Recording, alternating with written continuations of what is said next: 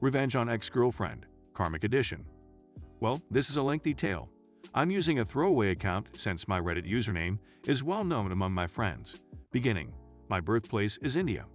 When I was 10, my father took a job in a little rural town in Australia. It was a disaster.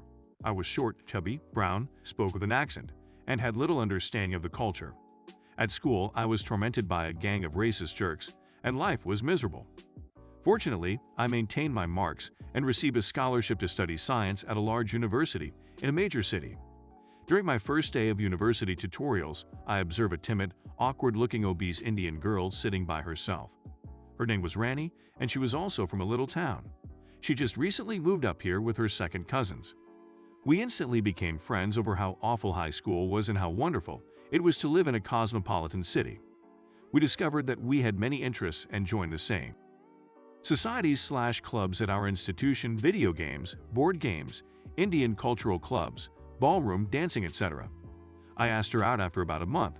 She was the first female I had asked out, and she said yes. We dated in private and became each other's first loves, kiss, love, relationship, partner, etc. She moved into my flat after a year of covert dating. Life was wonderful. We never argued, had no difficulties, had similar interests and friends, were continuously attracted to one another, had every day, and so on. It was ideal, simply two lovebirds starting a life together. Problem: after secretly dating for 2 years, we decided to meet one another's families. My parents are Orthodox Muslims, yet they were aware that I would be dating. They were just relieved that I had picked an Indian girl with whom they could identify. Her parents were originally gruff and aggressive. When they met me, though, they fell in love with me right away. The only issue was that they wanted us to marry. Rani and I had previously discussed it. We both wanted to go to medical school after finishing our bachelor's degrees. We both want a family and a white picket fence, but we agreed to postpone our plans until after medical school. However, after meeting her parents and after some soul searching, I decided to expedite the plan. My aim was to propose to her once we earned our bachelor's degrees in 2 years. We'd be married over the 5-month vacation following university, do some traveling, have a honeymoon, and then start medical school as husband and wife. Meanwhile, I resolved to lose all of my extra weight and become the gorgeous groom she deserved.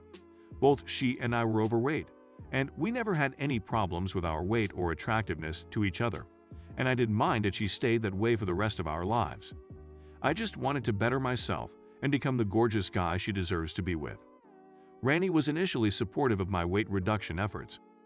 She appreciated the new me and the amount of energy and confidence I had. I had reduced 30 kgs and reached my optimum body weight after a year. I began lifting weights and gaining muscular bulk. Rani began to feel increasingly uneasy about herself. I would tell her that I had no problems with her weight, but we began to argue more often. She was irritated by the fact that I always cooked my meals and didn't dine out with her as much, that I spent all this time at the gym, that I was too gorgeous for her, and so on. I would constantly convince her that this was not the case, but things continued to deteriorate. With 1 year to go, I informed Rani's father of my plans. I requested for his permission to marry Rani on the condition that we marry after graduation, so that we wouldn't have to worry about a wedding while applying to medical school. He answered yes, and he was overjoyed. Rani began behaving strangely chilly and strange with 8 months to go. I had a feeling something was wrong. At first, I assumed it was the stress of med school admission tests, schoolwork, and so on. I opened her laptop 2 weeks into the cold to check up this leasing agreement stuff about our apartment. I saw a weird message from this person on Messenger. Rani had a buddy who resembled and behaved like the stupid fat brother from Earl Is My Name. He was completely socially incompetent, obnoxious, and completely uncultured/ignorant. He was quite obese and had terrible bowel movements all of the time. He was in the same board game/video game/anime group as us. Rani had been complaining to Earlbro about our relationship for the previous year or so, according to her Skype communications. Earlbro had declared his feelings for her a few times, but Rani had always turned him down. Rani and Earlbro must have cheated 2 weeks ago. Earlbro wanted Rani to end our relationship, but Rani said it was all a mistake and that she should stop talking about it. So when I saw red, I instantly packed my. I printed out the messages. I informed my landlord that I will not renew my lease. I texted Rani to let her know that I was aware of the situation and that we had reached an agreement. I hurriedly relocate most of my belongings — I don't have much. Most of our belongings were Ranny's — to a friend's home and asked my pals to protect me from Ranny. Ranny, on the other hand, was enraged. She supposedly fled home when she saw my belongings were missing. She went to a mutual friend's home and began crying her eyes out. She attempted to contact me, but my buddies removed all of her texts, etc. Bro was apparently a drunken mistake. She never meant to harm me. She cheated because she felt I was becoming fit so that I could find a better partner and upgrade from her. WTF? Could I please see her for another chance/closure? Blah blah. I made the decision that I would never speak to her again, something which I have successfully achieved. Revenge 1. A day after abandoning Ranny's father began blowing up my phone. He was adamant that I explain why I destroyed her heart. Her 2 elder brothers also phoned and threatened her. I did not return their voicemails. Instead, I wrote a mass email to Ranny and my parents. In the email, I wrote a heartfelt message about how I had envisioned Ranny and I getting married, but she had cheated. I copied screenshots of her message, and how I apologized for causing a commotion and diminishing our family status. Indians place a high value on family status, but that I needed my space to focus on getting into med school. Within an hour of writing the email, Ranny's father called. He apologized profusely.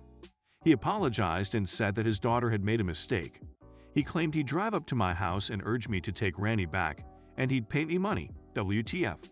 I accepted his apologies, but told him I didn't want to speak with her or her family again and wished them the best. Ranny's family went out to our city a week later.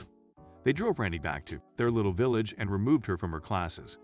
She did not graduate on time and was thus unable to apply to medical school. She returned a year later to finish her course but failed. She ended up living at home for a year while jobless before taking a retail job.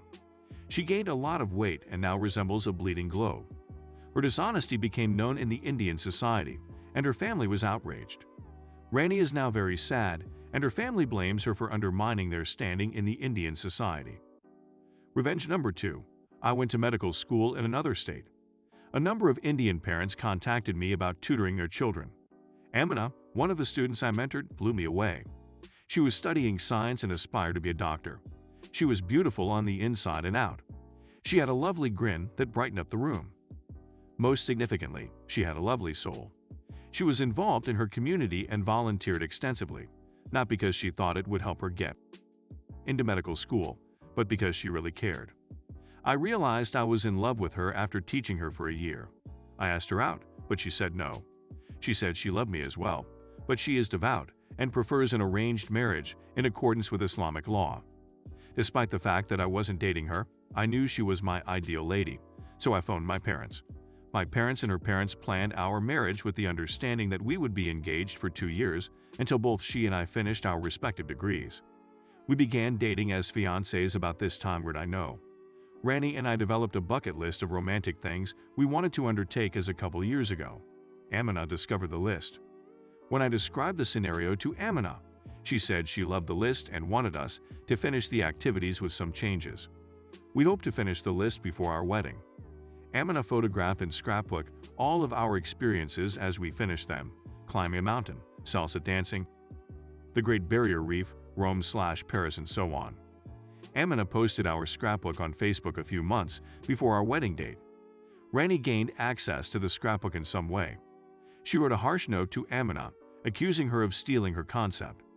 Amina responded with a visceral letter about how dreadful Ranny is, how terrible it must be to lose someone like me, and how the scrapbook was our concept before we were married.